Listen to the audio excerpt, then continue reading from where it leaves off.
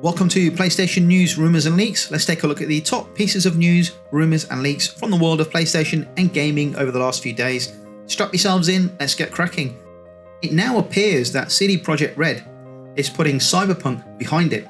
It seems that the studio has begun moving most of its resources and developers to working on the next mainline Witcher title.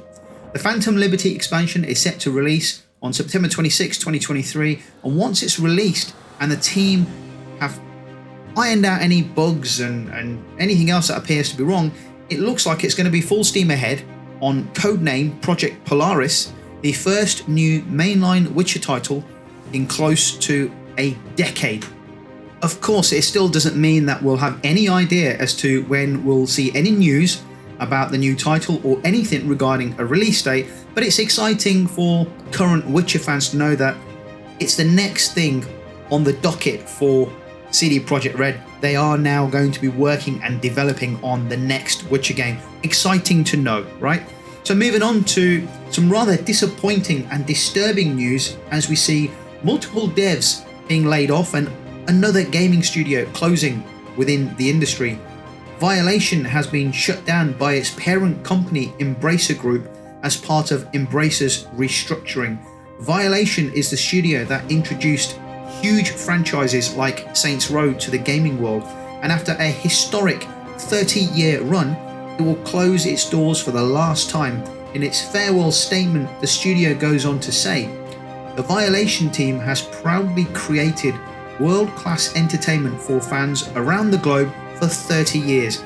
We've been driven by a passion for our community and always worked to deliver joy, surprise, and delight." This past June, Embracer Group announced a restructuring program to strengthen Embracer and maintain its position as a leader in the video games industry. As part of that program, they evaluated strategic and operational goals and made the difficult decision to close Violation effective immediately. To help our team, we are working to provide job assistance and help smooth the transition for our Violation family members. We thank our customers and fans around the world for all the love, support over the years. You'll always be in our hearts. It was only this past July that Violation hit the 30-year mark. In that celebratory blog post, Violation thanked the players who stayed with the studio for years, the developers past and present who made the studio what it is, and look forward to the next 30 years with excitement. That Embracer is closing the studio down due to its own failings in managing the large number of studios and IP under its belt is more than saddening to see. Violation's closure is a tragic victim of Embracer's failure to close a recent partnership deal reportedly with Saudi Arabia's Savvy Games. For such a talented studio to have survived the best part of 30 years in the gaming industry is a rarity in itself and worthy of celebration, but to be closed simply because its parent company put too many eggs in one basket is very disappointing. Hopefully the developers affected by the closure are able to land on their feet as quickly as possible and are able to find themselves new jobs with other studios. It was revealed that Violation Games will be shut down last week due to the Embracer Group's restructuring its business, and that's in the fallout of a $2 billion partnership deal which collapsed. Later on the same day, we see more victims of Embracer's restructuring as a report from the game developer reveals more layoffs from Gearbox Publishing. A spokesperson from Gearbox Publishing goes on to say that no one saw it coming, but some of our contractors and those of our colleagues who started in June had to be terminated. We were simply victims of the group's restructuring. Embracer had a partnership deal with Saudi Arabia's Savvy Games, a huge deal to the tune of $2 billion, which ended up not closing due to Saudi Arabia pulling out in the 11th hour. Since then, Embracer has been making cuts, and unfortunately this has meant far too many talented developers losing their jobs and the closing of a 30-year-old studio in Violation's case. Embracer has spent the last few years acquiring as many studios and IPs as it could, with the idea that it would be able to release so many games per year that any losses would be balanced out through the sheer quantity of games. What seems to have happened now is that a general mismanagement of all of its different teams, and Due to that mismanagement, Embracer putting far too many eggs in one basket, one failed partnership has resulted in multiple devs losing their jobs and a studio going bust. It's disappointing and saddening to see, and hopefully those affected by the layoffs land on their feet as soon as possible. Terrible to see, and I hate to see this rapid consolidation of the industry. Publishers and bigger companies buying smaller studios need to take their time and make sure that they can actually handle the acquisition and make sure they don't end up closing the studio down. It's terrible to see. I hate it. Absolutely hate it. Just before we move on, guys, if you like the PlayStation news, rumours and leaks video so far or find the video interesting and informative, do me a favour, guys, hit the like and subscribe button. Baldur's Gate 3 has been available on PC for nearly a month, and it is about to launch on the PS5.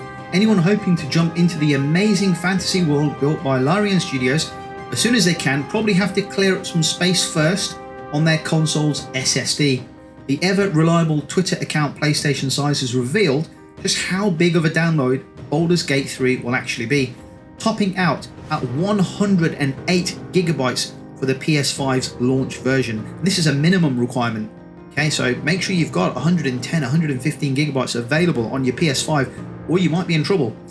Games have only ballooned in size since the beginning of this current generation, despite the promise that they would shrink, thanks to how memory is compiled within the solid-state drives versus traditional classic hard disk drives. Of course though, game developers have taken these advanced limitations to push these new limits as much as possible. So rather than game sizes getting smaller, they're increasing, though they're not nearly as bad as they would have been on an older hard drive. It's a trade-off for sure, but as long as we're getting better games, it's well worth it. So remember, 108 gigabytes minimum on your PS5 SSD. Moving on, with the shocking PS Plus price increases announced recently, Sony is in need of a win for its subscriptions, and a big one at that. One way could be to carry favour with long-time members is by upgrading its PS2 emulator, allowing it to bring back classics from the early noughties alongside the PS1 and PSP titles it's been adding as a PS Plus premium perk. It's worth noting that the Japanese giant did build a PS2 emulator for the PS4, which resulted in the release of a few dozen retro titles like Twisted Metal Black and Jak and Daxter, but it was roundly criticised due to its buggy performance and general lack of features, and Sony eventually stopped releasing new games for it. Popular PlayStation YouTuber Mystic claims to have it on good authority that a new emulator is on the way to PS5 and PS4, although he stopped short of sharing any specific details. It's probably worth noting that at this point Mystic historically has never billed himself as an online insider or leaker, although this gives him considerable credibility as he's clearly confident in his information here. And I like Mystic. I like watching his YouTube channel.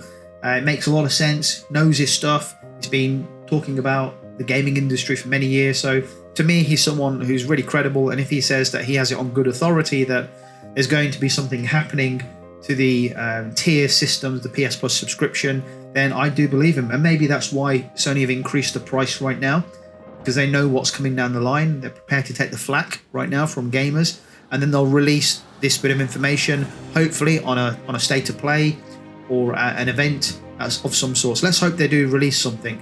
But considering how much work Sony has put into its PS1 and PSP emulators, which now include support for multiple regions as well as various other quality of life features like save states and rewinds, it does appear that the Japanese giant is serious about bringing back content from its archives, and it makes sense for the PS2 to be the platform holder's next target. Obviously, we hope this turns out to be true because it'll result in the archival of more content on the PS Store, and that gives the PS Plus subscription a lot of value.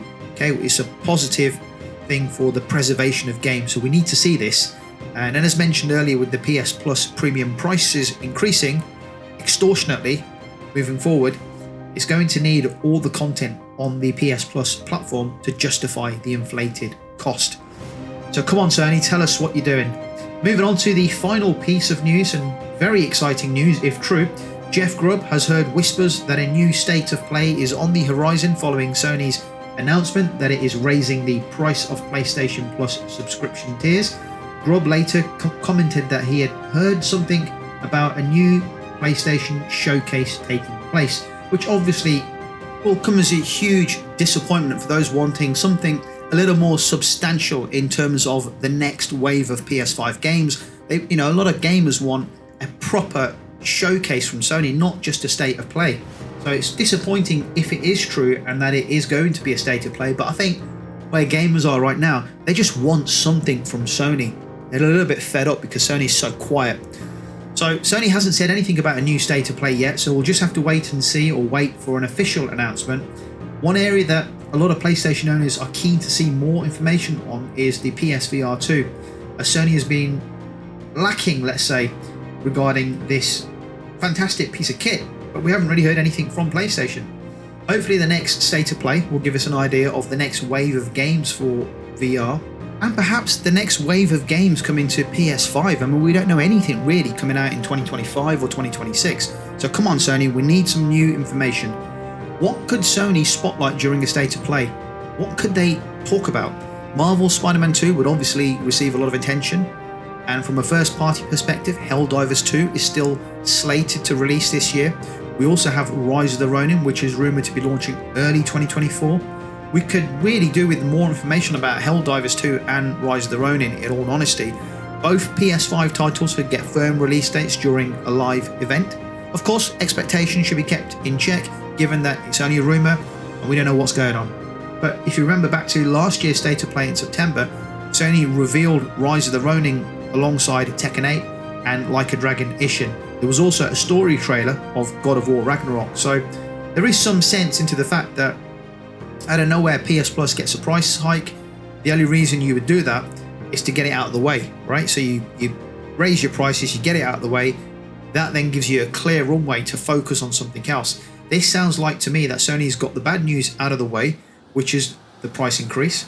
Now that's been announced, people have they've had time to digest it, get your head around the idea you're going to be paying more.